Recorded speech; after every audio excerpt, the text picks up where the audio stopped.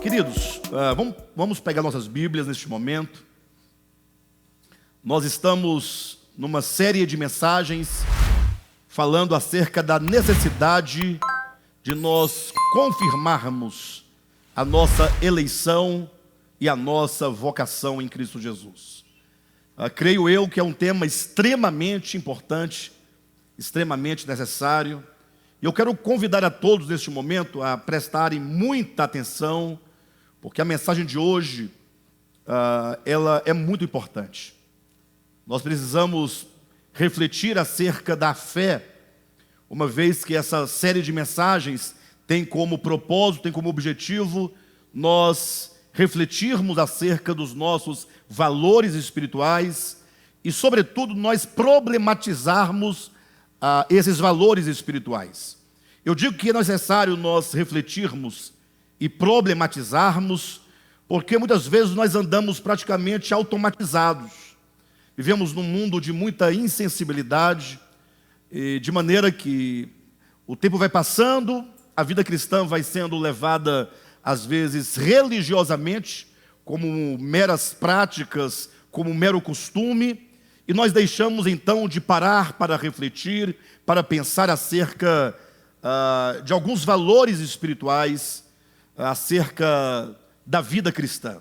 Então nós estamos fazendo isso já há 2 semanas, salvo engano, hoje é a terceira, teremos ainda mais uma semana, a semana que vem, porque nós tomamos a história de Abraão, ou melhor, tomamos Abraão como modelo da vida cristã, uma vez que Abraão, ele é apresentado a nós como o pai da fé, e o pai de todos aqueles que creem. Então, quando nós olhamos para a experiência de Abraão, o que nós vemos? Ora, nós vemos um modelo, nós temos um exemplo. Imagine você que você é um cristão, você é um servo de Deus, você é uma serva de Deus. Agora, para você fazer uma devida avaliação sobre a sua vida cristã, então nós convidamos todos vocês a olharem para Abraão, olharem Abraão como modelo, olharem para Abraão como aquele que é colocado na história bíblica para representar uma vida cristã autêntica. Razão porque nós vimos como que Abraão é chamado quando ele habitava em Ur da Caldeia, e ele é chamado para sair daquela terra de ídolos, sair daquela civilização sem Deus, para ir para uma terra que Deus lhe havia de mostrar, que Deus havia de lhe dar. Então, quando nós olhamos para esse escopo da história de Abraão, nós então vemos Abraão dentro de um movimento. O Abraão que estava plantado em Ur da Caldeia, que representa o mundo sem Deus, e como que agora, ao ser chamado por Deus, ele sai da sua terra, e agora ele começa a sua jornada, rumo à boa terra de Canaã. Todo esse movimento de Abraão, de Ur da Caldeia para essa boa terra, na verdade, de Ur da Caldeia até o topo do Monte Moriá, momento no qual ele está proposto ali a oferecer a Deus o seu filho, até aquele momento nós temos aqui uma caminhada, nós temos aqui toda uma trajetória, toda uma jornada que representa o movimento da vida cristã, até o momento que quando Abraão está totalmente disposto a oferecer sobre o altar o seu filho, é dito então que Deus não permite, obviamente, uma vez que Deus não se agrada de sacrifícios, mas de um coração contrito, um coração que tenha plena fé na pessoa dele. Então, naquele momento é dito no livro de Tiago que Abraão foi chamado de amigo de Deus. Então, é nessa perspectiva que nós estamos trabalhando e demonstrando que nessa trajetória ali houve alguns marcos que mostram e revelam alguns aspectos importantes dessa trajetória. Nós vimos na semana retrasada acerca do chamamento de Abraão, ou melhor, semana passada, né? O chamamento de Abraão, e hoje queremos falar acerca de mais um desses marcos de mais um desses princípios. Quero que os irmãos abram suas Bíblias na Epístola aos Hebreus. Eu quero ler com os irmãos o capítulo 11, versículo 1, então o versículo 8, 9 e 10. Diz assim o texto bíblico: ora, a fé é a certeza de coisas que se esperam, a convicção de fatos que se não veem. Ora, versículo 8 até o 10. Pela fé, Abraão, quando chamado, obedeceu, a fim de ir para um lugar que devia receber por herança, e partiu sem saber aonde ia. Pela fé, peregrinou na terra da promessa, como em terra alheia, habitando em tendas com Isaque e Jacó, herdeiros com ele da mesma promessa, porque aguardava a cidade que tem fundamentos, da qual Deus é o arquiteto e o edificador.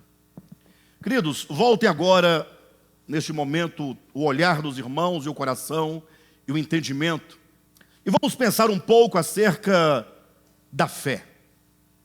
Abraão, pela história bíblica, nós sabemos, ele era um homem que morava numa terra chamada Ur da Caldeia, e ali ele tinha toda uma vida construída. Abraão tinha ali os seus pais, ele tinha ali a sua esposa, ele tinha seus familiares, ele tinha seus negócios. Abraão criava gado, era um homem rico. Abraão era um homem relativamente próspero ali na terra de Ur da Caldeia.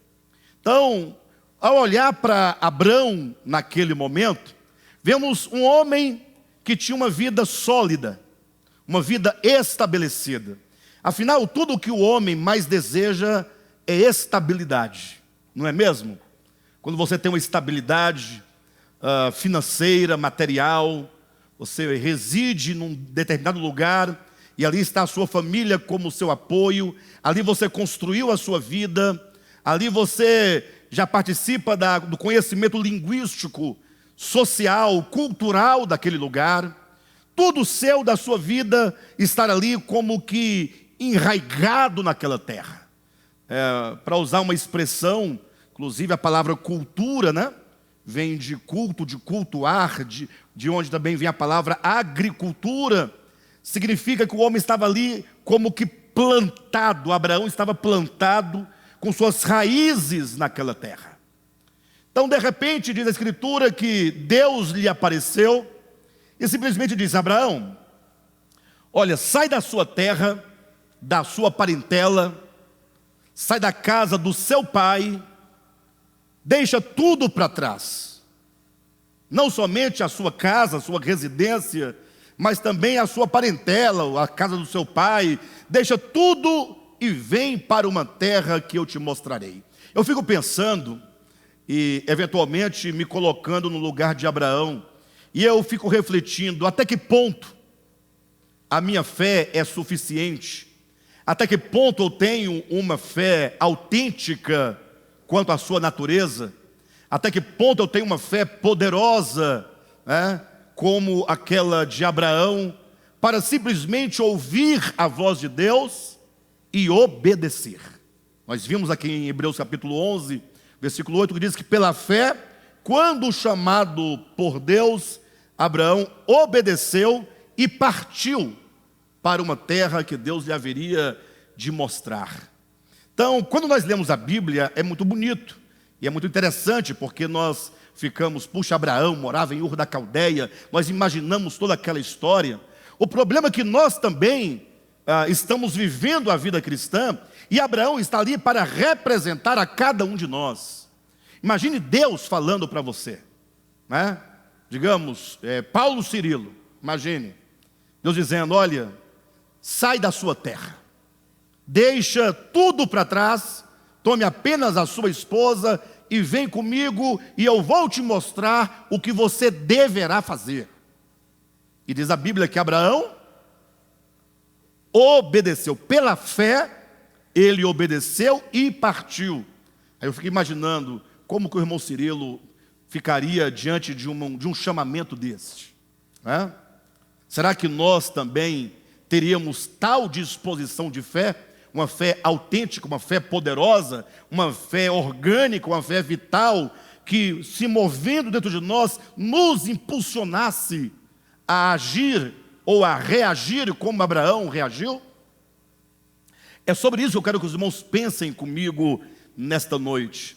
Eu digo isso porque quando nós fazemos um panorama histórico acerca da fé, nós sabemos pelas próprias profecias bíblicas e pela própria história da humanidade que nós vivemos num tempo em que a fé, ela estruturalmente, ela está abalada.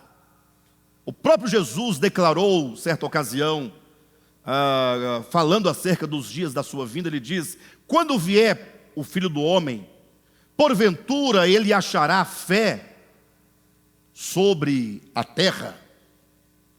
Ou seja, Jesus aponta para uma época, para os dias antes da sua vinda, dizendo que a fé nesse tempo seria escassa, seria uma fé difícil de se encontrar. E quando nós olhamos então o panorama da história da humanidade, imaginem vocês que se nós começarmos lá atrás, na Grécia Antiga, nós vamos encontrar ali, certamente, que a humanidade de então era uma humanidade de uma grande e de uma profunda fé. Ainda que a fé dos gregos, da Grécia Antiga, fosse uma fé ainda muito misturada com o paganismo, com a mitologia, né? Não fosse exatamente a fé de que nós estamos falando, mas o fato é que quanto mais nós retrocedemos na história, mais nós vamos ver homens e mulheres, sociedades inteiras, civilizações inteiras, totalmente voltada para o mistério, voltada para o divino, uma vez que a visão que os antigos tinham era uma visão hierárquica, uma história dos homens governada pelos deuses, mediada pelos sacerdotes, e os homens então, eles construíam a sua vida, viviam a sua vida nessa relação com o divino, nessa relação com o mistério, nessa relação com o sagrado. Mas logo veio, na Grécia clássica, ali por volta do século V, depois do século IV, a filosofia, vieram os grandes filósofos, e então os homens começaram a raciocinar melhor a sua vida, a sua existência, como quem começasse a fazer perguntas. Me parece que até então, no tempo dos mitos, os homens simplesmente conferiam todos os fenômenos aos deuses. Os sacerdotes interpretavam aquilo e se dava então por satisfeita a questão, tudo resolvido. Vem a filosofia e o homem então começa a pensar, começa a refletir. O homem se espanta diante dos fenômenos, e agora o homem quer saber, ele começa a perscrutar, ele começa a estudar, e em busca de respostas. Mas isso não significa que quando você perscruta, quando você pergunta, você coloca em dúvida a fé. A fé e o conhecimento podem muito bem andar juntos. Eu estou apenas apresentando como que a história veio se desenvolvendo. Logo quando veio Jesus Cristo, anunciou o Evangelho, em Cristo muda-se a história, começa agora uma história com uma nova percepção.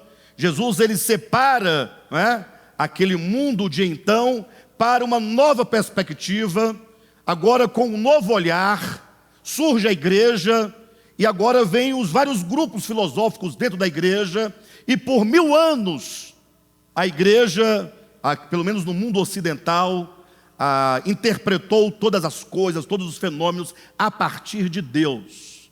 Ou seja, a história continuava sendo, de certo modo, teocêntrica. Deus no centro de tudo, Deus como a resposta de tudo, Deus então como sendo a referência da humanidade. A grande questão é que quando chega no século XIV, preste atenção, porque nós estamos nos encaminhando para entender a nossa condição atual. Século XIV, século XV, e então o grande século XVI, com a reforma protestante, algumas questões começam a sofrer um profundo abalo, porque daí em diante da reforma protestante, como esse grande marco, a história agora vai sofrer uma grande guinada. A humanidade vai passar agora a olhar o mundo e olhar as questões humanas com outro olhar, porque seguem-se agora uma série de movimentos. Ali a partir vem o Renascimento, vem o Iluminismo, e agora então as bases da fé, sobretudo a fé cristã, começa a ficar profundamente abalada. Mas não somente no campo acadêmico, onde houve as grandes discussões, os grandes debates teológicos, mas tudo isso vai refletir em toda a humanidade, em todos os homens, em cada um de nós.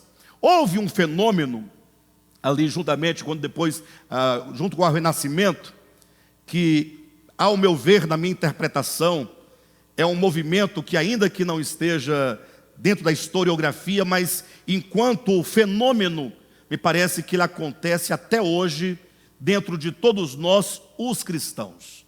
Eu me refiro ao movimento barroco. Pensa comigo, para os irmãos terem uma ideia, só para os irmãos entenderem de maneira breve, ainda que de maneira pálida, o que foi esse movimento barroco. Imagine os homens com 1000 anos de história, ali na Idade Média, a Igreja Católica Apostólica Romana, dando todas as explicações a partir de Deus. Então, são 1000 anos, não são 1000 dias, são 1000 anos, tendo Deus como centro. Tudo se explicava a partir de quem? A partir de Deus.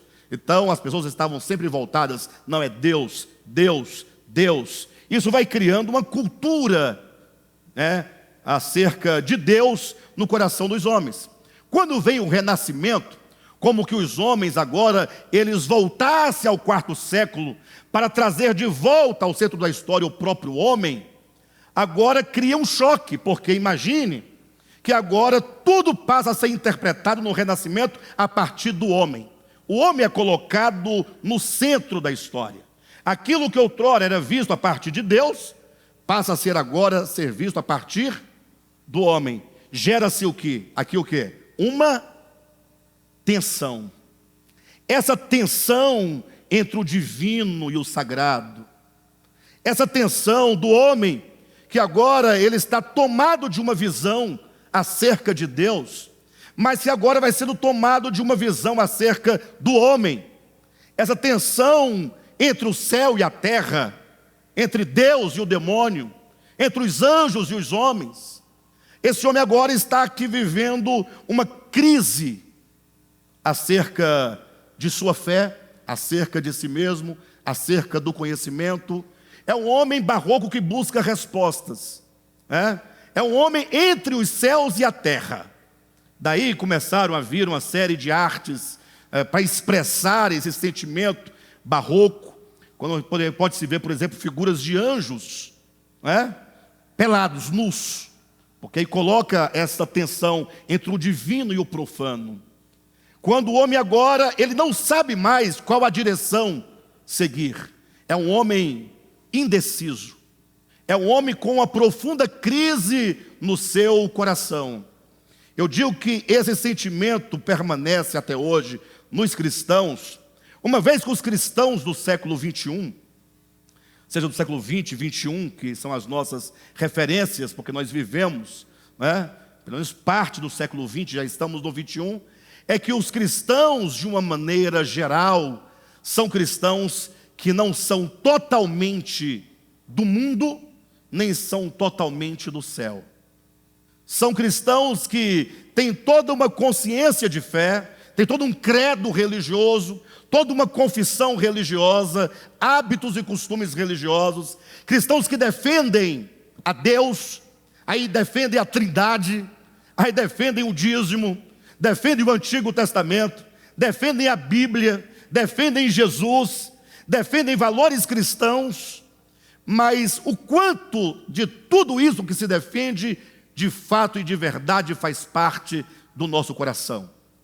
O quanto de fato da fé, isso eu falo de modo geral, do cristianismo, o quanto que de fato existe algo real no seu coração, capaz de determinar a sua experiência de um cristão. Até agora nós não estamos tocando em questões doutrinárias, se esse entendimento é certo ou se é errado. Estamos falando de pessoas que, a despeito do seu credo religioso, porque o cristianismo tem muitos credos, não é? Nós vemos, por exemplo, as igrejas, Assembleias de Deus, tem um modo de crer, não é? Mas se você coloca a igreja adventista, tem um outro modo de crer, de entender. Se você colocar a igreja cristã do Brasil, a congregação cristã, tem um outro modo. Então, a despeito, sem discutir os méritos das diferenças, o DEVAP também tem um modo de ver. E nós é o que mais nos interessa nessa nossa conversa. Cada grupo, cada segmento com uma percepção. E a nossa pergunta é: o quanto dessas coisas que nós afirmamos, que nós dizemos que nós cremos, de fato afeta a nossa vida, a ponto de nós podermos ser totalmente pelo Evangelho, ser totalmente por aquilo que nós de fato cremos. Porque Abraão, a fé de Abraão, que nós tomamos aqui como um princípio, como um marco, é um fator decisivo na vida dele. Se Abraão não tivesse a fé que ele tinha, embora nós sabemos que a fé de Abraão era uma fé dinâmica, uma fé que foi crescendo e que foi se desenvolvendo pouco a pouco, mas ele tinha uma fé genuína, senão não poderia desenvolver-se. A fé que se desenvolveu e se consumou no Monte Moriá, ela havia em potencial quando Abraão foi chamado. Então era uma fé autêntica, era uma fé verdadeira. Não era simplesmente uma crendice ou uma crença, ou como nós falamos hoje, né? O crer, que na nossa Bíblia, quando nós lemos o Novo Testamento, vamos encontrar centenas de vezes a palavra crer. Quem crer e for batizado, né? Nós devemos crer.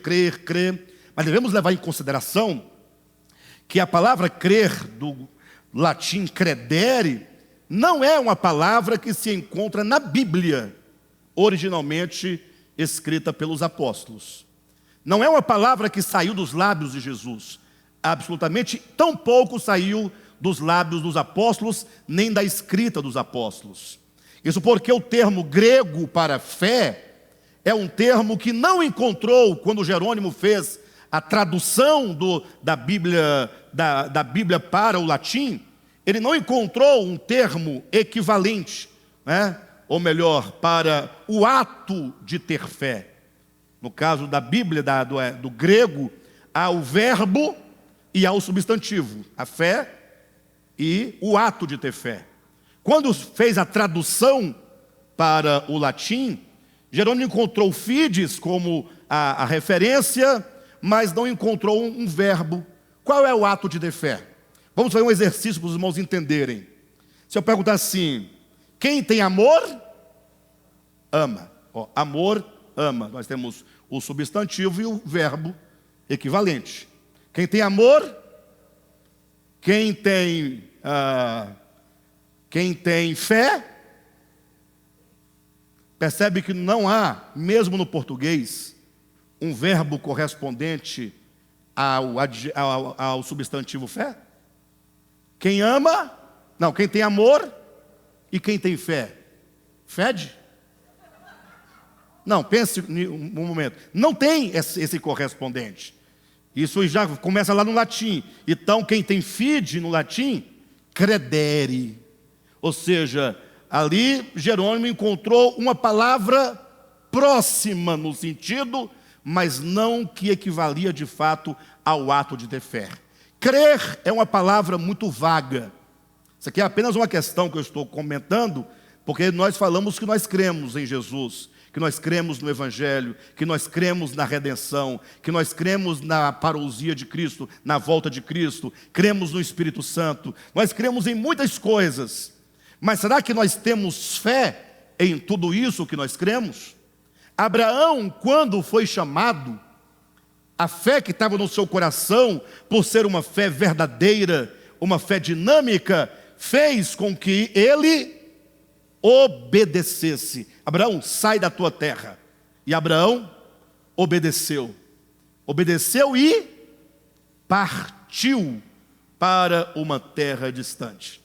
Comece a refletir sobre a sua fé. Vamos problematizar. Vamos nos questionar. Você próprio, pense sobre a sua fé. Você no lugar de Abraão. Será que porventura aquilo que nós dizemos que nós cremos não é apenas um crer muito vago?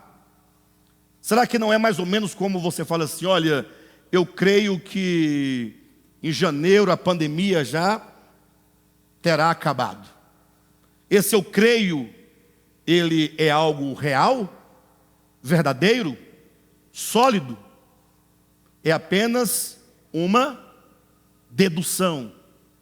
Ou é apenas uma força, um pensamento positivo que eu estou projetando para ver se de fato dá certo? Então, quando nós falamos em fé, nós temos que buscar o entendimento de que a palavra fé, dessa raiz virá uma outra palavra que é fidelidade. Aquele que tem fé, ele certamente terá o quê? Fidelidade para com aquilo que ele crê. Não é sem razão que o apóstolo Paulo, nas suas epístolas, ao falar acerca do Evangelho, e Pedro também fez a mesma coisa, ao invés de ele falar que Jesus Cristo virá buscar aqueles que têm fé nele, ele diz que virá buscar aqueles que obedecem ao Evangelho. Nós fomos ensinados a obedecer ao Evangelho ou fomos ensinados a crer no Evangelho? Quando você ouve, o que você foi ensinado?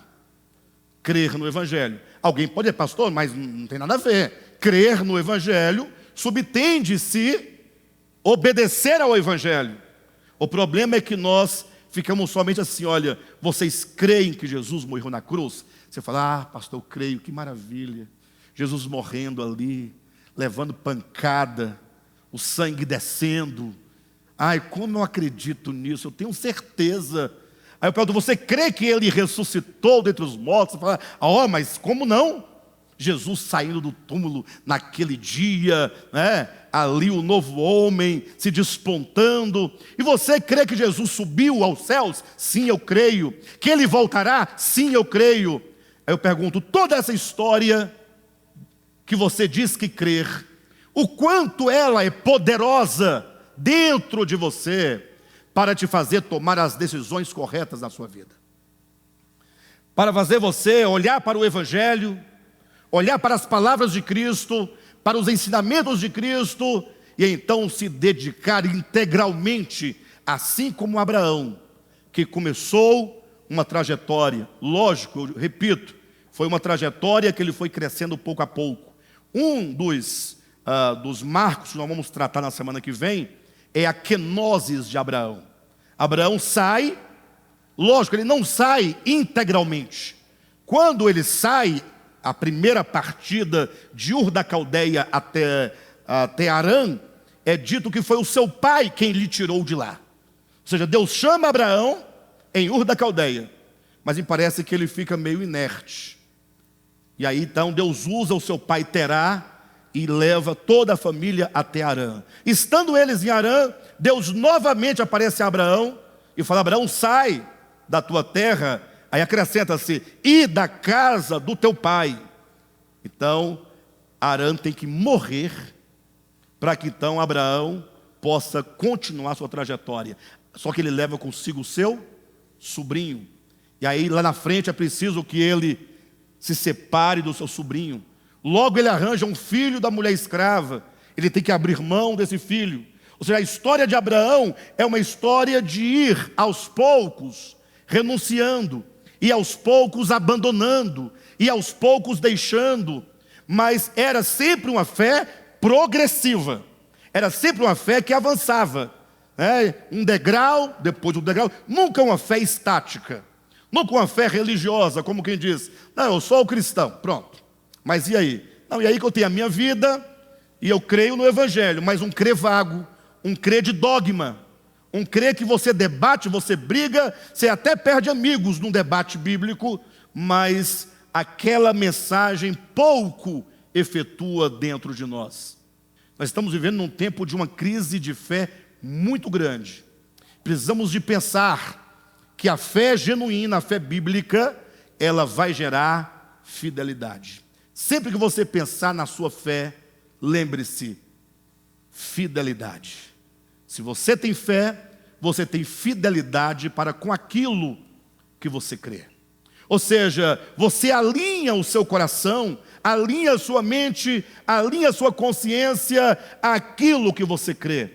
Você vai gerando uma sintonia, porque o fato é que nós temos muitas coisas que nós acreditamos muito mais do que as coisas divinas. É aquilo que nos move a viver, a lutar. Eu falava semana passada desse período que nós estamos vivendo, de tanta polaridade política, né? Uma tensão muito grande. Inclusive eu quero pedir aos irmãos que orem, como igreja, vamos orar pelo nosso país. Orem por todas as autoridades do nosso país. Ore pelos cidadãos. Orem, porque nós estamos vivendo um momento muito dramático. As coisas estão estranhas. Elas estão esquisitas. E ao invés de nós ficarmos excitados de um lado ou de outro, vamos fazer uso da nossa fé e vamos interceder para que, como diz a Escritura, nós tenhamos dias de paz, dias de tranquilidade. Mas o fato é que nós nos movemos e nós reagimos com muita facilidade para muitas coisas. Mas quando o assunto é o Evangelho, aí nós ficamos assim, bastante atentos, com muita reverência, mas com pouca associação daquilo que nós dizemos que nós cremos com a nossa vida prática, com a nossa vida real. Quando nós lemos capítulo 11 de Hebreus, você poderá fazê-lo em casa, é um capítulo longo, é um capítulo que os teólogos geralmente chamam a galeria dos heróis da fé. Quando você vai falar sobre a fé, vai pensar sobre a fé, você precisa, antes de tudo, procurar quais os textos bíblicos que me ajudam a compreender a fé. Para você compreender a natureza da fé. Para você compreender o poder que tem a fé. Para você poder compreender como eu posso alimentar a minha fé, desenvolver a minha fé, aumentar a minha fé, para que eu tenha uma vida próspera, uma vida abençoada, que alcance os objetivos da vida cristã. Você tem que olhar para 3 textos bíblicos. São 3 textos que tratam de modo exclusivo acerca da fé. Não existe na Bíblia nenhum outro livro ou nenhum outro capítulo que trate com propriedade acerca da fé, como é o caso do livro de Tiago, do capítulo 11 de Hebreus e do Evangelho de João no capítulo 6. Falou sobre fé, nós lembramos de quê? Da epístola de Tiago, capítulo 11 de Hebreus e o capítulo 6 do Evangelho de João. Esses 3 textos, todo o livro de João, Hebreus 11 e João 6, eles estão aqui na Bíblia para nos falar acerca da fé. O livro de Tiago, já eu chego aqui no capítulo 11 de Hebreus, é um livro que, inclusive, não sei quantos de vocês sabem, quando Martinho Lutero ele fez a sua tradução da Bíblia, ele certamente, ele tirou dessa tradução o livro de Tiago, assim como tirou também uma epístola de Pedro, tirou o Apocalipse, tirou Hebreus, tirou uma série de livros do Novo Testamento, porque ele não acreditava que esses livros fossem inspirados. O livro de Tiago, essa epístola, se tornou para ele um grande tropeço, porque como ele defendia a justificação unicamente pela fé, sem o auxílio de absolutamente mais nada, então, quando ele leu o livro de Tiago, logo ele pensou que o livro de Tiago era um livro profano, porque na cabeça e no entendimento dele, ele entendia que o livro de Tiago falava sobre obras, sendo as obras associadas à fé para se ter salvação. Mas se você ler com atenção a epístola de Tiago, Eu não tenho como ler com os irmãos, são 5 capítulos, salvo engano. Mas Tiago, ele está trabalhando desde o primeiro momento a ideia da fé. Então, o problema da epístola de Tiago é o seguinte, é como que ele dissesse, olha, a fé genuína é uma fé viva, é uma fé orgânica, é uma fé capaz de mover o homem a cumprir e a realizar a vontade de Deus. Agora, quando então Tiago volta para os seus ouvintes, ou os destinatários da sua carta, ele então começa a questionar. Ora, nós somos aqui um grupo que falamos muito. O DEVAP fala muito? Fala ou não fala? Fala muito e fala dos grupos, fala da história e aponta erros e corrige erros. Estamos sempre falando. Ele diz, olha, vocês aí que falam bastante, que se passam por mestres, aí ele começa a fazer o questionamento. Ele começa a problematizar a questão dizendo, essa fé que você diz que tem no seu coração, o que ela é capaz de realizar? Então a grande questão da epístola de Tiago é exatamente essa pergunta, que tipo de fé é essa que você diz que você tem? Tiago chega ao ponto de falar assim, olha, tem esse que diz que tem fé, e tem aquele que nada diz acerca da fé. Tem um que está dizendo, eu tenho fé, e o outro não diz que tem fé. Aí Tiago fala assim, você que diz que tem fé, mostra-me as suas obras. Então ele dizia que tinha fé, mas ele não tinha obras. Ao passo que esse que não dizia que tinha fé, ele mostrava a sua fé por meio das obras que ele realizava. Então a ideia de Tiago é, a verdadeira fé, ela sempre irá se manifestar enquanto fruto da fé, não enquanto obras da lei. Sabemos amplamente pelas epístolas de Paulo que nós não podemos associar a fé às obras da lei. Como que você fala assim, eu tenho fé, mas agora eu tenho o dever e a obrigação de cumprir esses mandamentos, do contrário a minha fé não é suficiente. Então não é isso que nós estamos dizendo. Tiago está falando assim, olha, toda fé genuína e toda fé verdadeira, ela vai se manifestar, ela vai crescer, ela vai desenvolver e ela vai se manifestar como um fruto, o fruto da fé. O fruto da fé como que obediência. Então Tiago, ele fala de 2 tipos de fé, a ponto de num dado momento ele fazer a seguinte questão, né? Ele fala assim, pode porventura essa sua fé que você diz que tem, uma fé inoperante, uma fé de lábios, uma fé apenas professa, uma fé dogmática, essa fé religiosa, essa fé de tradição, pode porventura esta fé te salvar? Veja que ele não está perguntando se a fé pode salvar. Ele fala, pode semelhante fé salvar o homem? Essa fé que só é uma fé professa. Então ele coloca, ele aponta e ele questiona e coloca em xeque esse tipo de fé inoperante. Essa fé artificial, manufaturada. Essa fé que se encontra só nos manuais de teologia. Essa fé conceitual. Ao passo que, tratando-se da fé genuína, ele diz, a fé de Abraão é aquela fé que se consumou quando ele, sobre o altar, entregou o seu filho. Quando ele diz que se consumou, vamos falar disso com mais propriedade na próxima semana, mas o fato é que a fé de Abraão, porque era genuína, levou Abraão a ir abrindo mão, pouco a pouco, passo a passo. Uma fé que gerava nele obediência, e ele sempre respondia positivamente a cada vez que o Senhor dizia, deixa para trás isso, agora deixa. Por último, eu sou assim, entrega-me teu filho. Quando ele coloca o filho sobre o altar, depois de caminhar 3 dias e 3 noites, que ele levanta o cutelo, que Deus percebe, entenda na linguagem que nós estamos usando segundo a Bíblia, que é uma linguagem humana para se entender, que Deus percebe que ele está totalmente disposto a imolar o seu filho. É quando então o anjo segura a mão de Abraão e diz, não imole o teu filho. Neste momento é dito, Abraão se tornou o quê? Amigo de Deus. E Tiago, no capítulo 2, portanto, da sua epístola, ele diz que foi neste momento que a fé alcançou a sua plenitude. Quando a fé levou Abraão à última consequência da sua decisão de viver para Deus.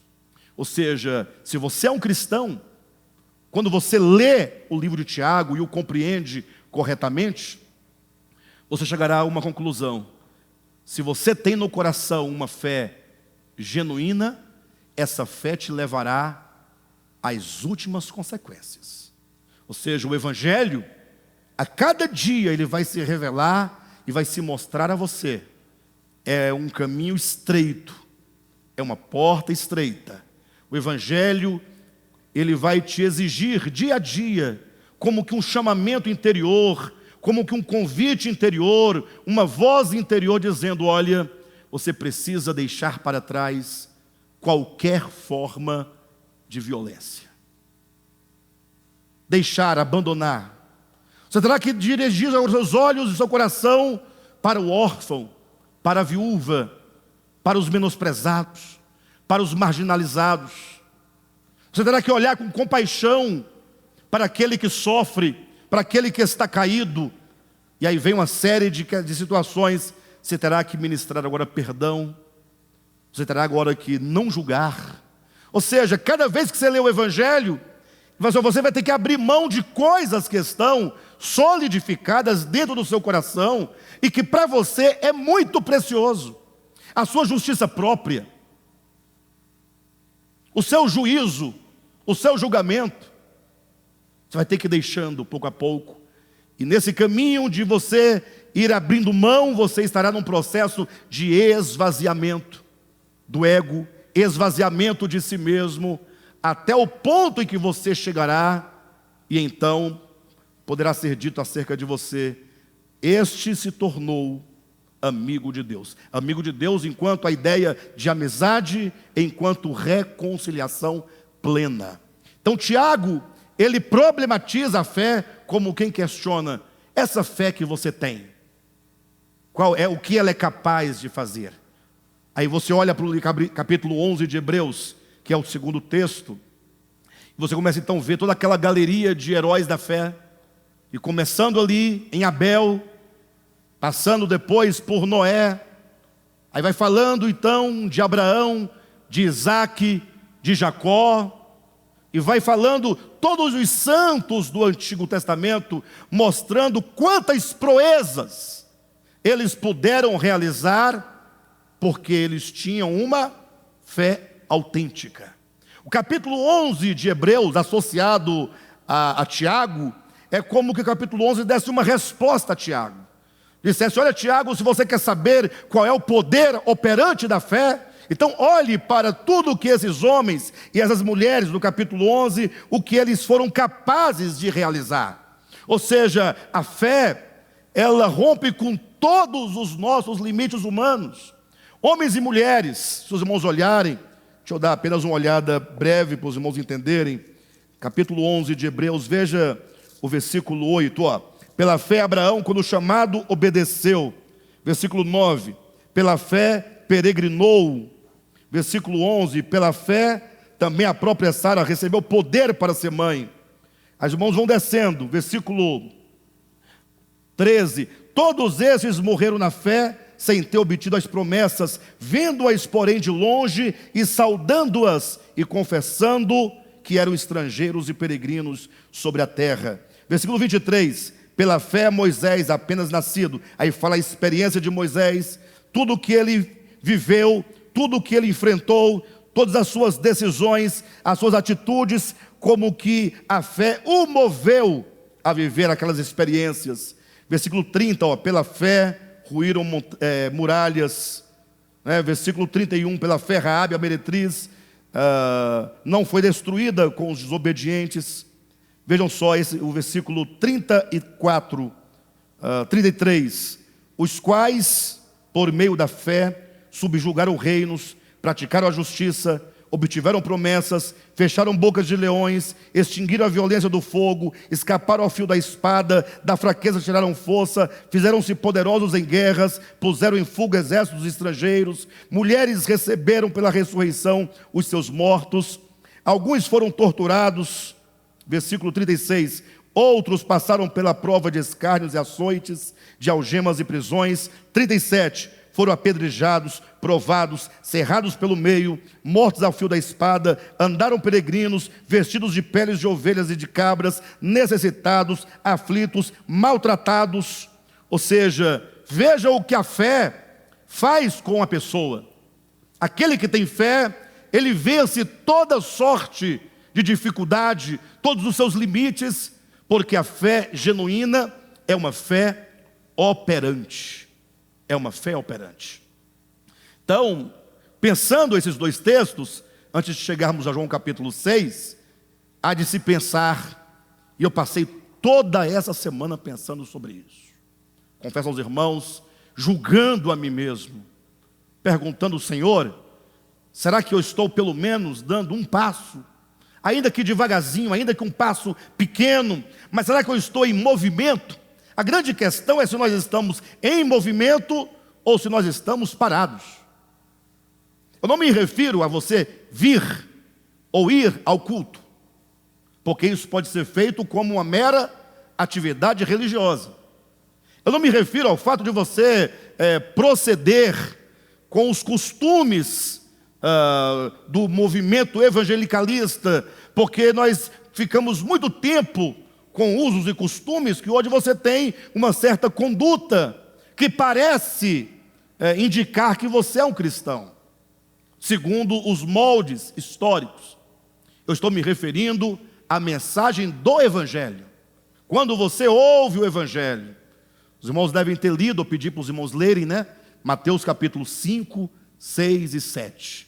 Quando nós lemos aquela porção e nós pensamos, Senhor, será que a minha fé está em movimento? Será que dentro de mim há uma força dinâmica que me impulsiona a buscar a vontade de Deus, conhecer, prosseguir, caminhar, fazer ajustes na nossa caminhada? Ou será que eu estou sendo apenas um espectador, com muita reverência, com muito silêncio, porém uma fé incapaz de produzir o fruto necessário de uma vida transformada? Alguém pode perguntar, pastor, o que eu posso fazer? O que nós podemos fazer? Qual é o caminho a ser tomado? Porque uma vez que você problematiza, você primeiramente no lado negativo, você tem que pensar, julgar, considerar, encontrar os problemas da sua fé. Mas por outro, você tem que ter uma saída. Não basta que você apenas diga, a minha fé está devagar, está ruim, muito ruim, está quase parando. Não basta isso, você precisa encontrar respostas, encontrar saída. E aí é onde entra o capítulo 6 do Evangelho de João. Eu quero que você abra a sua Bíblia no capítulo 6. Nós vamos ler alguns versículos aqui para os irmãos entenderem exatamente qual é o conceito de Jesus e qual é o conselho também de Jesus acerca da fé. Capítulo 6 de João. O contexto os irmãos conhecem muito bem, né? Jesus, numa tarde, havia multiplicado os pães e os peixes, alimentou uma grande multidão. Jesus então despediu as multidões para casa, mandou que os seus discípulos atravessassem o mar. Durante a noite, Jesus foi ter com seus discípulos andando sobre as águas, de modo que no dia seguinte, Jesus estava do outro lado do mar, quando bem cedo a multidão logo lhe procurou para saber se Jesus não haveria de multiplicar outros pães, para que novamente eles pudessem tomar o café da manhã. Capítulo 6 de João, eu quero pegar exatamente aqui do versículo 22. No dia seguinte, a multidão que ficara do outro lado do mar, notou que ali não havia senão um pequeno barco, que Jesus não embarcara nele com seus discípulos, tendo estes partido sós. Versículo 23. Entretanto, outros barquinhos chegaram de Tiberíades, perto do lugar onde comeram o pão, tendo o Senhor dado graças. Quando, pois, viu as multidões que Jesus não estava ali, nem os seus discípulos, tomaram os barcos e partiram para Cafarnaum à sua procura. E tendo-o encontrado no outro lado do mar, lhe perguntaram. Irmãos, avalie comigo o que move uma multidão, a acordar bem cedo e ir em busca de Jesus. Não é de desconfiar. Não é de você pensar o que leva alguém a se levantar às 5 horas da manhã. E está indo para onde? Não, estou indo em busca de Jesus. E chegando lá onde Jesus estivera, do dia anterior, não o encontrando, fizeram agora os seus esforços para atravessar para o outro lado em busca de Jesus. Primeiro que eles se levantam cedo para buscar Jesus. Não encontrando não seria uma boa desculpa. Olha, eu até que procurei, mas não o encontrei. Ele já não estava lá onde ele estivera ontem. Não poderia ser? Mas não, algo os movia. E eles pegaram barcos e foram para o outro lado, onde encontraram Jesus. E aí eles perguntaram: Jesus, como chegastes aqui? Jesus ignora completamente, atenção, esta pergunta. O texto, em nenhum momento Jesus fala: não, depois que eu despedi as multidões ontem, eu fui orar no monte e na madrugada eu atravessei para o outro lado andando sobre as águas. Não existe essa resposta aqui no texto. Mas diante da pergunta, do questionamento, como chegaste aqui? Veja o que Jesus responde no versículo 26. Respondeu-lhe Jesus: em verdade vos digo, vós me procurais, não porque vistes sinais, mas porque comestes dos pães e vos fartastes. Olhem para mim em nome de Jesus. Entenda essas palavras de Jesus, porque ela faz toda a diferença. Jesus falou assim: olha, vocês me procuram não porque vistes sinais. No dia anterior Jesus tinha feito o quê?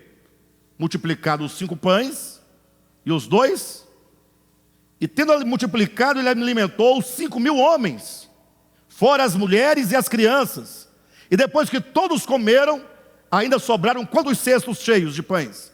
12 cestos. Aí Jesus fala: vocês me procuram hoje, não porque vocês viram sinais. Aí eu pergunto: eles haviam visto ou não o sinal da multiplicação dos pães? Sim ou não? Mas Jesus disse: vocês me procuram não porque vocês viram sinais. Mas eles não estavam ali atrás de mais um sinal. Ou seja, eles viram Jesus multiplicando os pães e agora queria que ele fizesse outra vez.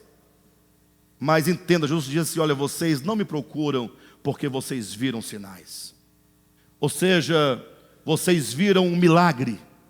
Vocês viram o agir da providência, agindo miraculosamente para alimentar as pessoas, mas vocês não compreenderam o que aquilo significava. Porque no conceito de João, no seu evangelho, o sinal, ele está para o milagre realizado e para o significado daquele milagre. Então, o sinal é como uma moeda que tem 2 lados.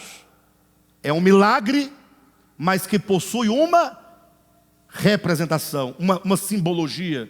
Ou seja, é como que ele dissesse: olha, vocês não estão me procurando porque depois que vocês viram os pães multiplicados, os peixes multiplicados, algo ganhou o coração de vocês, e vocês então, pensando sobre aquele ato miraculoso, chegaram à conclusão de que só posso ser de fato o Messias, o Filho de Deus, e portanto vocês deveriam me procurar, se isso fosse o caso, não por causa de os pães, mas pelo reconhecimento de que eu sou de fato o Filho de Deus. Ou seja, vocês me procuram não por isso, vocês vêm atrás de mim porque vocês desejam mais pão. Em outras palavras, Jesus está definindo dois modos de olhar para Ele. Há duas maneiras de você olhar para Cristo. A primeira, o que Ele pode te dar? Ele pode te dar o quê? Onde você olha para a quantidade enorme de igrejas e templos, onde há faixas oferecendo alguma coisa que Jesus possa te dar. Ele fala: venha para a campanha para ser abençoado. Aí você vai em busca, você caminha quilômetros, você ignora a Covid, ou que seja o coronavírus, você ignora os riscos, a distância, tudo, porque Deus vai te abençoar. Pastor, mas Deus não abençoa? Lógico, todos nós aqui somos abençoados por Ele.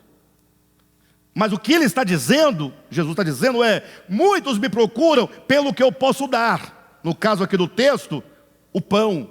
Hoje em dia alguém vai atrás de casamento, atrás de sair da falência da sua empresa. É aquele que ganha um salário mínimo, um pouquinho mais, e fala: não, eu quero ser um empresário.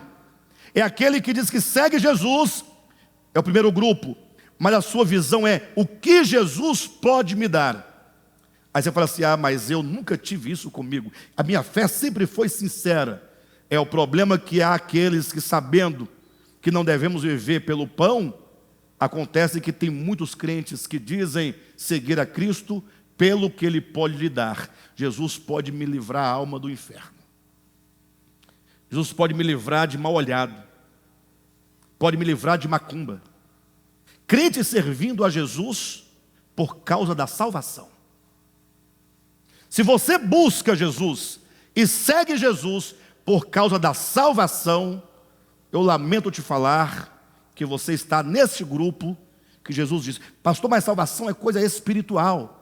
Não, você simplesmente diz que o segue, porque se a única maneira de você não ir para o inferno é dizendo que o segue, então você vai segui-lo para se livrar do inferno. Não porque você viu nele o Filho de Deus, não porque você viu nele o pão da vida. Ou seja, Jesus não é o objeto da sua fé. Você está em busca da salvação, então você tem que passar por Ele para ganhar a salvação. Mas Ele próprio seria descartável se houvesse um outro meio de você obter a salvação. Vocês entendem o que eu estou dizendo? Quantos entendem perfeitamente? Por isso que quando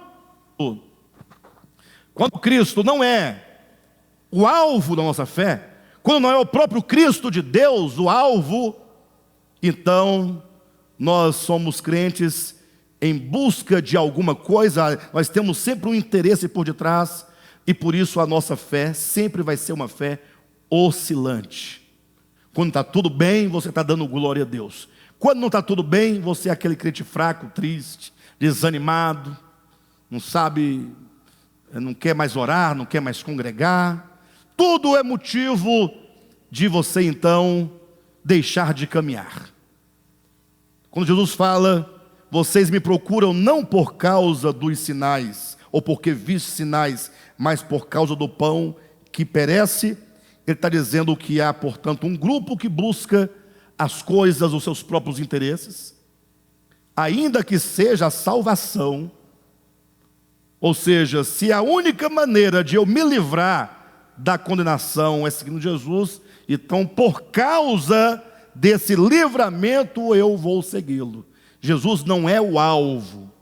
E tem um grupo daqueles que seguem a Cristo não por causa de nenhum interesse, mas porque viram sinais.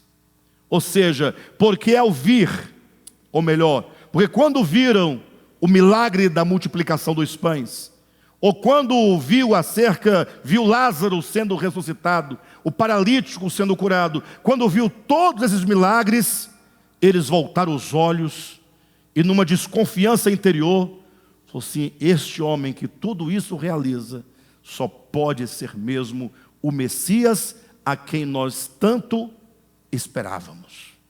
E agora o coração se enche de alegria, e agora ele vai em busca de Cristo e vai seguir a Cristo, como quem diz: eu encontrei o Cristo. Eu encontrei o Cristo. Ou seja, eu o busco porque por meio dos milagres, por meio dos sinais, eu vi que Ele é o Cristo, Ele é o prometido, Ele é o Filho de Deus, Ele é o Salvador, Ele é Deus que se fez homem, Ele é Deus encarnado. E agora então você vai em busca do próprio Cristo. Neste momento, quando Jesus faz essa repreensão com as multidões, Jesus então diz no versículo 27, dizendo: trabalhai não pela comida que perece, mas pela que subsiste para a vida eterna, a qual o Filho do Homem vos dará, porque Deus o Pai o confirmou com o seu selo. Dirigiram-se, pois, a ele, perguntando: que faremos para realizar as obras de Deus? Respondeu-lhe Jesus: a obra de Deus é esta. Então Jesus diz: olha, vocês precisam trabalhar não pela comida que perece, mas pela comida que subsiste para a vida eterna. Logo, olha que coisa maravilhosa. Se tem uma comida da vida eterna, não é?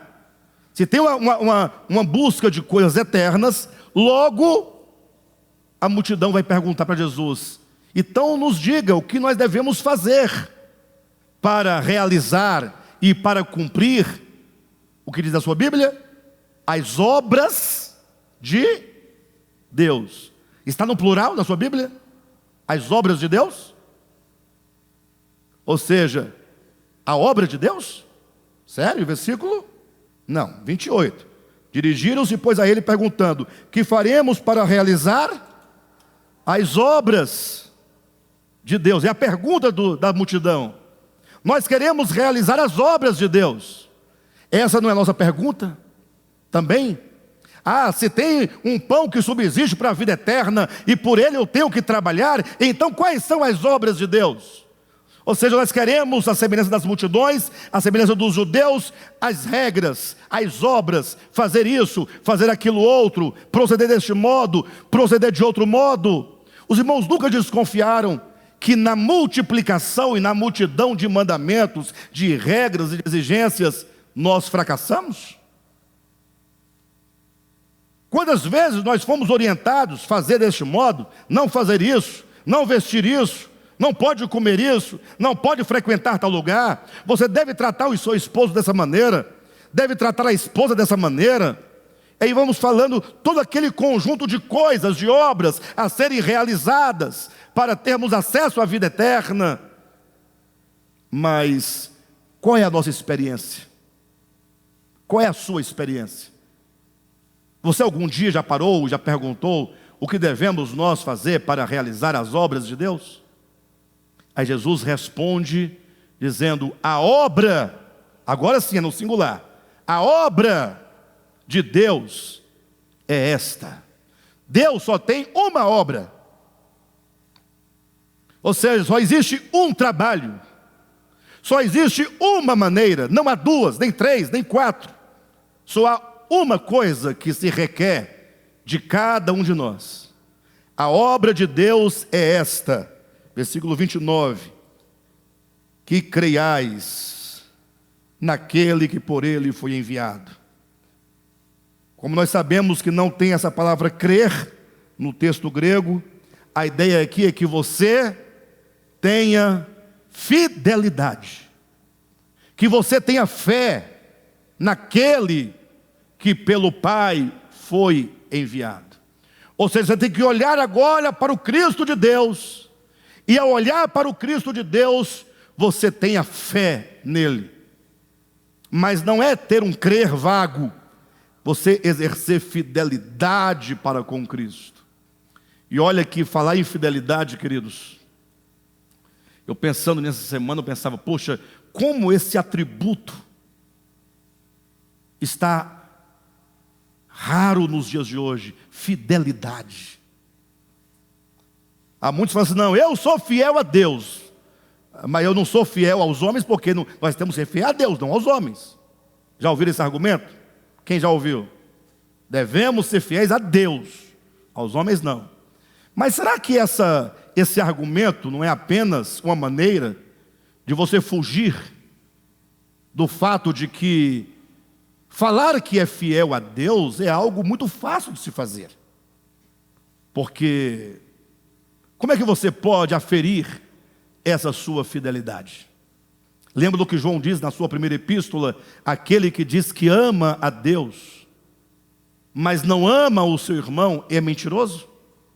Porque não se pode dizer que ama o seu próximo a quem você vê, com quem você convive, e não amar o seu próximo e ao mesmo tempo amar a Deus. Ou seja, eu amo a Deus, mas como aferir esse amor a Deus? Eu sou fiel a Deus, como aferir? Se você não é fiel ao homem, quando eu falo ao homem, cuidado, nas suas relações, nos seus relacionamentos, como você vai ter fidelidade para com Deus? Temos que pensar nessas questões, porque hoje em dia as relações são todas frágeis, são todas de cristal. A pessoa falou assim, olha, estamos juntos, vamos lá, vamos lutar, seja qual for o âmbito do relacionamento, basta qualquer ventinho para a pessoa desaparecer da sua vida e nem te comunicar. Me recordo de uma pessoa que uma vez falou comigo assim, pastor, pode ficar tranquilo, ó, suave, relaxa, estou contigo e não abro. Se triscar na área é pênalti. Estou contigo, estamos juntos. Essa foi a última vez que essa pessoa esteve conosco. Olha que interessante. Os motivos, ele deve ter os dele, cada um. Nós vivemos num modelo de igreja, eu já continuo falando sobre a fé, mas vivemos num modelo de igreja e num tempo muito esquisito. Num modelo que não é esquisito, mas num tempo que é esquisito, e fazemos mau uso do modelo.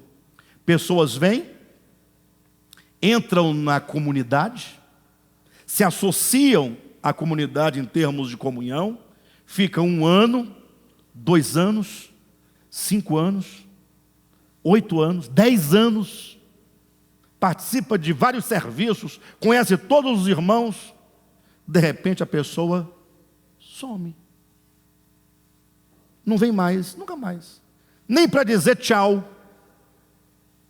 Nem para dizer, pessoal, ó, não vai dar para continuar com vocês por motivo este, né? Não, só some.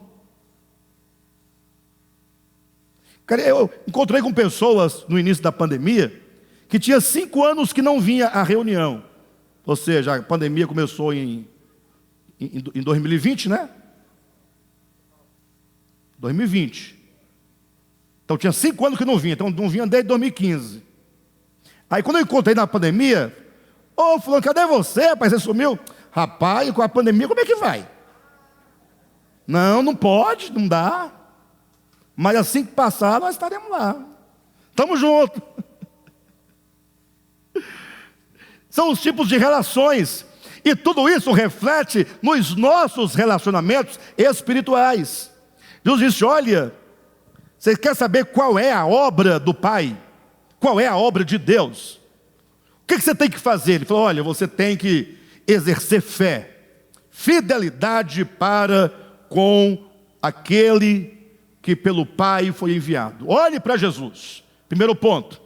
Se a obra de Deus é ser fiel, ter fidelidade, exercitar sua fé em Jesus, então Jesus é o objeto da sua fé. Quem é o objeto da sua fé? Diga, Jesus. Diga, Jesus. Você precisa ser fiel a Jesus. Você precisa ser fiel a Jesus Cristo. Mas eu sou fiel a Jesus Cristo. Deus então vai nos mostrar a única maneira que nós podemos ter fé nele. Ele mostra o caminho, ele mostra o modo prático de se exercer fé na pessoa de Jesus. E ele o faz em pelo menos 3 momentos, nesse texto de João capítulo 6. O primeiro ele fala assim, olhem para mim, eu sou o pão vivo que desceu do céu. Quem come deste pão tem a vida eterna. Então ele diz, olha, essa ideia de você falar, olhe para mim, essa ideia de você falar que tem fé em mim, que você crê. Isso é bobagem. Para de bobagem. Fé não é dizer que tem fé. Fé não é dizer que acredita. Fé é comer o pão vivo que desceu do céu. Por que fé é comer o pão? Porque quando você come o pão, agora você está totalmente comprometido com aquilo que você comeu. Porque o pão há de entrar dentro de você. O pão é uma metáfora, obviamente. Você vai agora mastigar esse pão. E você vai ingerir este pão. E tudo que aquele pão é, essencialmente, substancialmente, fará parte do teu ser. Não é uma carteirinha de membro que se leva no bolso. Não é um comprovante de batismo. Não é simplesmente um levantar de mãos, uma declaração verbal. Mas olha, fé no conceito de Jesus é você recebê-lo para dentro de você. Não existe outra maneira. Comer a Cristo, para que esse pão que é Cristo seja metabolizado, e então agora os nutrientes daquele pão, as vitaminas daquele pão, possam agora entrar na sua corrente sanguínea, e sendo espalhada pelo seu corpo, e as suas células agora absorvendo as virtudes daquele pão, e agora aquele pão essencialmente vai ser o brilho nos seus cabelos, o brilho dos seus olhos, a força dos seus braços, vai agora te constituir. A multidão ficou olhando, desconfiada, falou, sei não, viu, estranha essa questão. Aí levaram para o lado de Moisés, que Moisés tinha dado o pão do céu, etc. Aí Jesus viu que eles não entenderam absolutamente nada com a metáfora do pão. Estranho, ele é o pão da vida. Mas não é um pouco estranho mesmo, falar a verdade. Os irmãos não acham um pouco, como eu posso colocar, quando não é prático, muito teórico? É dizer o pão da vida. Quer ver uma coisa? Vocês estão comendo o pão da vida? Fala sim ou não? Estamos comendo o pão da vida. Aí outros falam assim, agora vamos comer o pão da vida. Vai começar a missão da palavra, o pão da vida. A pessoa ficou ouvindo o pão da vida. Aí, como a multidão não entendeu bem o que é o comer o pão da vida, Jesus resolveu fazer uma segunda metáfora, para ver se agora eles entendem. Aí ele falou, não, vocês não estão entendendo. Eu estou dizendo que aquele que come da minha carne e bebe do meu sangue, esse tem a vida eterna. Ele agora usa uma outra metáfora. Logo as multidões ficaram falando, mas como assim? Comer a carne de Jesus? A carne dele, beber o sangue? Que loucura é essa? Logo eles pensavam, talvez numa espécie de canibalismo, ou talvez numa outra espécie daquelas pessoas que praticavam a antropofagia, que é o comer carne humana, mas não como gastronomia. Eram os povos mais antigos, algumas tribos, que quando entravam num combate, numa batalha com uma outra tribo, e vencia aquela tribo, e trazia cativo os seus heróis, os seus valentes, os seus guerreiros. Eles agora falavam, esses heróis aqui, esses guerreiros, eles têm força, têm sabedoria, eles têm virtudes de um bom guerreiro, como nós conseguimos vencê-lo. Eles então agora eram imolados, e eles comiam a carne daqueles guerreiros, porque eles entendiam que comendo a carne e bebendo o sangue daqueles valentes, eles estariam absorvendo para dentro de si as virtudes, o poder, a honra, a inteligência, a força daqueles guerreiros. Era uma questão de eles absorverem para si tudo de bom que aqueles guerreiros tinham. Deus então usa essa metáfora, mas a multidão se escandaliza com isso. Ou seja, ela continua sem entender. Ela não sai do plano material, ela não sai do plano terreno. E Jesus então decide ser mais claro, para que não haja nenhuma dúvida. Ele diz, olha, preste atenção, essa carne aqui, que vocês estão escandalizados, que eu digo que tem que comer a minha carne, beber o meu sangue, a carne para nada aproveita. Ainda que você tivesse a chance de dar uma mordida no braço de Jesus, puxa, mas eu não queria não? Eu comi um pedaço da carne de Jesus. Ele diz, para nada serve. Se associar ao texto de Mateus capítulo 15, seria assim, você ainda que desse uma mordida no braço de Jesus, entraria pela sua boca, pelo esôfago, seria processado aqui no seu aparelho digestório e no final iria para lugares escusos. Porque tudo que entra no homem não pode contaminá-lo, e se não pode contaminá-lo, também não pode santificá-lo. Aí Jesus disse, mas o que eu quero que vocês entendam, com o comer o pão e o comer a carne, ele diz, são as palavras que eu vos disse, que eu vos digo. As palavras. São as palavras que eu vos digo, uma vez comidas, recebidas, ou uma vez ouvidas, uma vez compreendidas. Lembra da parábola do semeador? Que a palavra é como uma semente, e aquela semente que frutifica 100 por 1, significa aqueles que ouviram a palavra e a compreenderam e a entenderam. Então, quando Cristo diz, as palavras que eu vos disse são espírito e são vida, e aqui está o caminho apresentado por ele, é quando você ouve as palavras de Jesus. De Jesus. Não são as palavras do Alexandre. Aqui é apenas um discurso. Mas quando você ouve Jesus falando nas páginas ali do Novo Testamento, sobretudo dos Evangelhos, quando você lê os Evangelhos, e Jesus então está ali falando com você, acerca de Deus, acerca do reino de Deus, acerca do homem, acerca de como nós devemos viver em relação ao homem, em relação ao outro. Ele diz, quando você ouve as minhas palavras, e você então compreende com a sua mente, e você agora recebe, permite que aquelas palavras entrem em você, e entrando em você, encontre agora um coração ensinável, um coração que acolha essas palavras de Jesus, e um coração agora que se permite ser moldado e de ser transformados pelas palavras de Jesus. Os irmãos querem ver onde está o problema da nossa fé? Talvez aqui não pela nossa insistência, né? Mas toda vez que você disser para um cristão, eu quero que você faça um teste. Eu sei que eu falo assim, mas vocês não fazem o teste, né? Mas se vocês fizerem, vocês vão ver. Chame um cristão, qualquer um cristão.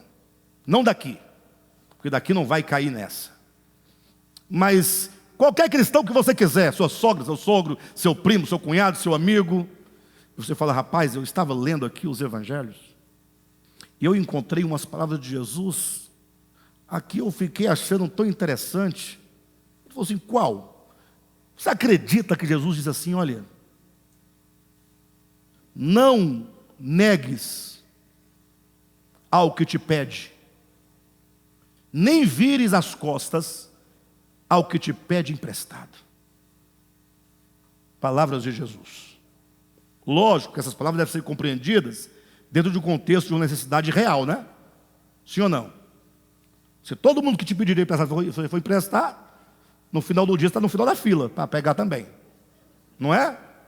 Mas diante de necessidades reais, Jesus diz assim, olha, não negues ao que te pede, e nem voltes as costas ao que te pede emprestado. Qual é a nossa razão e o nosso juízo acerca disso? Essas palavras.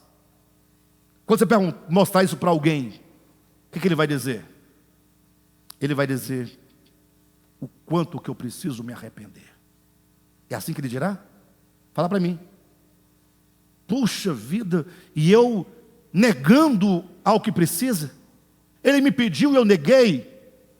Pediu emprestado e eu não dei. Ou o que ele vai dizer para você? Ah, mas isso aí nos nossos dias não faz sentido. O crente é o primeiro a colocar um empecilho e a dizer que essas palavras não são próprias para os nossos dias.